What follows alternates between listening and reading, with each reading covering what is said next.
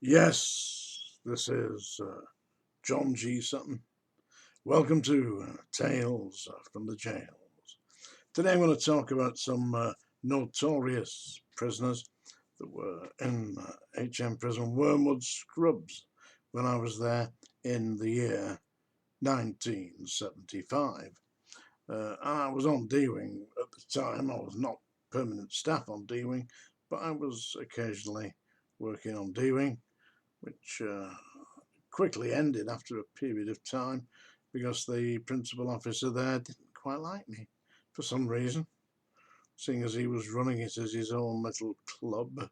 Yeah, anyway, one of the inmates that I met when I was working on D-Wing was a guy, a notorious, he was notorious at the time, notorious probably in the 60s mainly, was Tony Lambriano. Tony Lambriano had been associated as a serious gangster operating alongside the Kray twins in the East End of London when they were running clubs.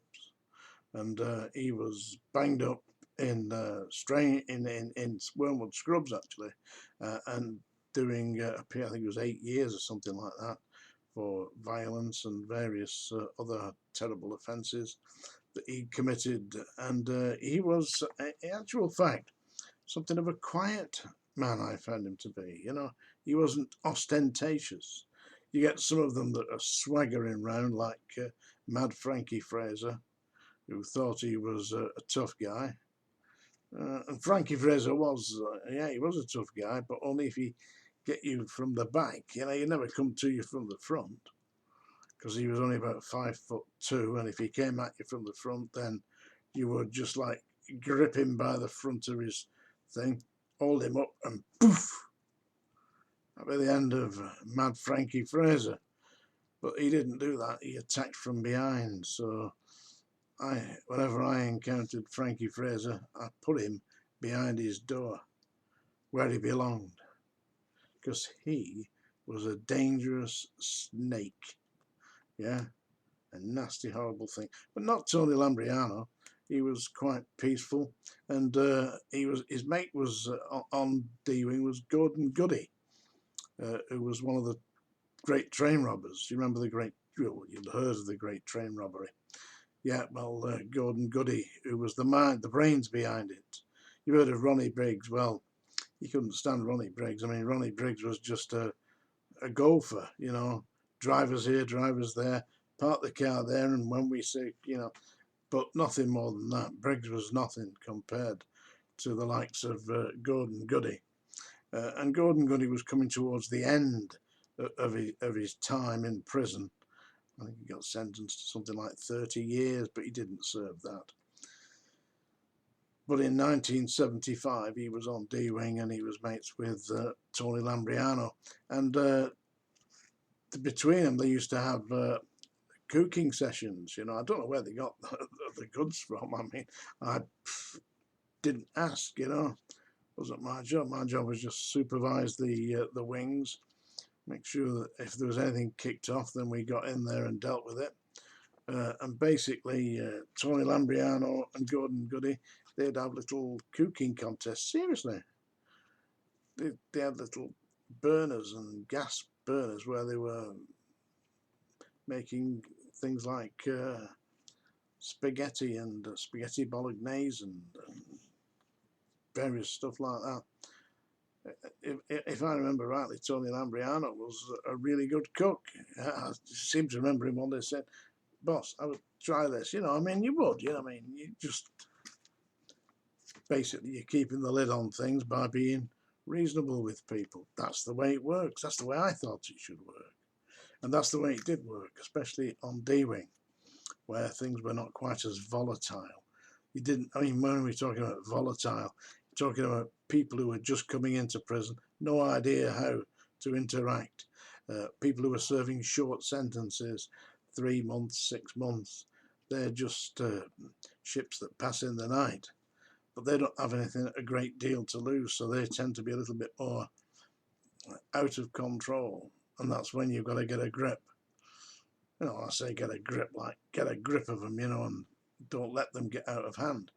Guide them in the right direction using whatever means you have to use. And basically, if you were to tell somebody when they just come in, like, get it, keep it shut, don't talk to anybody about your sentence or anything, get your meals, get your thing, and time will pass like that and you'll be out. Forget all about this.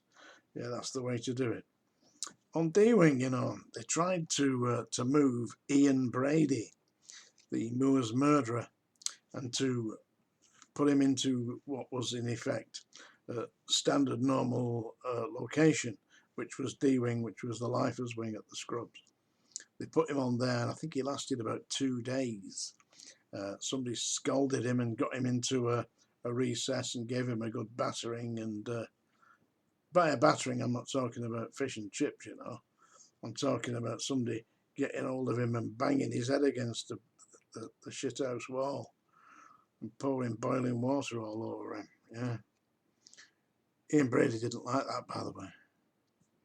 It was all right if he did it with little children, but not good for Ian Brady. No, he didn't like it. So yeah, so Ian Brady ended up in the segregation unit at the Scrubs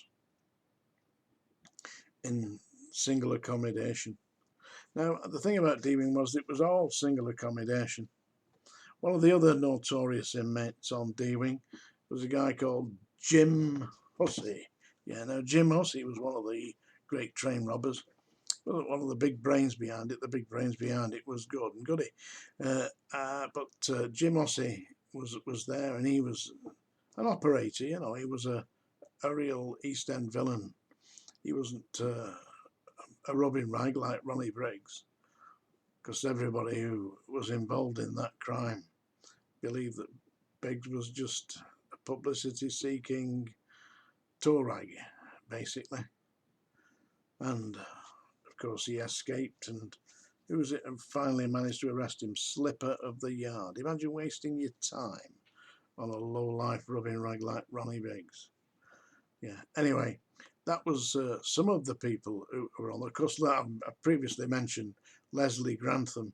He was on D-Wing at the same time as Lambriano, Gordon, Goody, Jim Hussey, and he would have been there when Ian Brady got a good beating. And of course, the staff went in and saved him.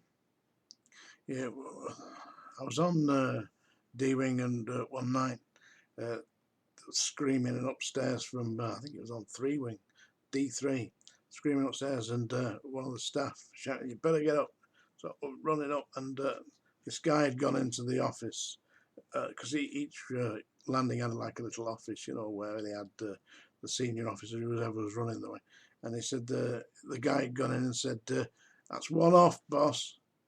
And he said, "What do you mean one off?" He said, it's one off, you know. It's And what he'd done was he'd gone in and murdered one of the other inmates. I don't know what he'd done, stabbed him, I think he had, you know, and murdered him in his cell, you know. So they had a disagreement. And of course, he was serving something like life times 3 already. So he'd done another one, so life times 4. Who cares? You know, he didn't. It was pretty dangerous on D-Wing, actually, you know, because they had people there to whom an extra 100 years here or there didn't really matter, because they were already serving life times 10 or whatever it was, which is about as far as you get, really, isn't it? You go before the judge and he gives you 100 years, thank you very much. I didn't think I would live that long. Anyway, that's a little Tales from the Jails for today. Keep watching, and don't forget, Psychic Screw is the name of the book by me. Yes, folks, Psychic Screw on Amazon. Thank you very much. Oh, by the way, subscribe, eh? Bingo.